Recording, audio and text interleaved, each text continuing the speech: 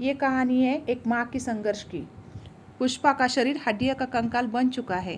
चेहरे पर झुर्रियाँ और बुढ़ापा साफ झलक रहा है। समस्त इंद्रियां, हाथ और पैर जवाब दे चुके हैं।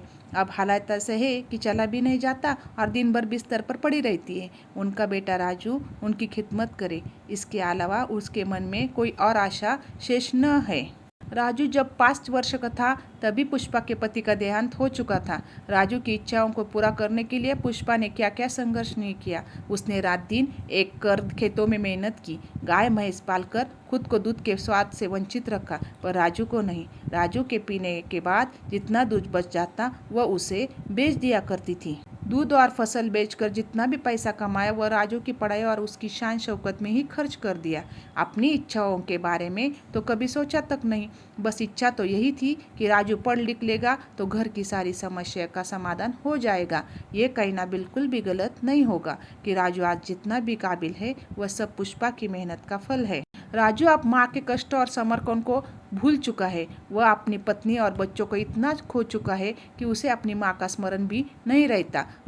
बहु स्वभाव से तीव्र है। पुष्पा को उसकी तीव्रता उतनी ही खलती जितनी राजू के तीखे शब्द। पुष्पा दिन भर अकेले कमरे में पड़ी रहती है। न तो उन्हें कोई पूछने वाला है और न ही उनके साथ समय बिताने वाला। आज 1 महीने बाद राजू ने शांति के कमरे में दस्तक दी है। राजू, माँ सेहत तो ठीक है ना तुम्हारी? पुष्पा बोली, हाँ एकदम मजे में जिंदगी गुजर रही है। तुम तो देख ही रहे हो, आखिर तुम्हें समय मिल ही गया अपनी माँ से बात करने का। राजू, नाराज क्यों होती हो? आजकल समय ही कहाँ है, दिन भर कामकाज में ही उलझा रहता हूँ मैं। पुष्पा, बीबी और बच्चे के लिए तो समय है ना, या उनके लिए भी तुम्हारे पास समय नहीं है?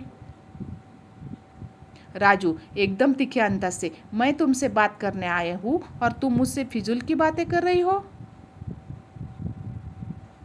ये कहकर राजू गुस्से से बाहर चला जाता है। माँ एकदम खामोश और करुणा भरी नजरों से राजू को बाहर जाते हुए देख रही थी। वह बिस्तर में लेट गई। रात का अंधेरा तो छा गया पर उनकी आंखों में नींद ही नहीं है।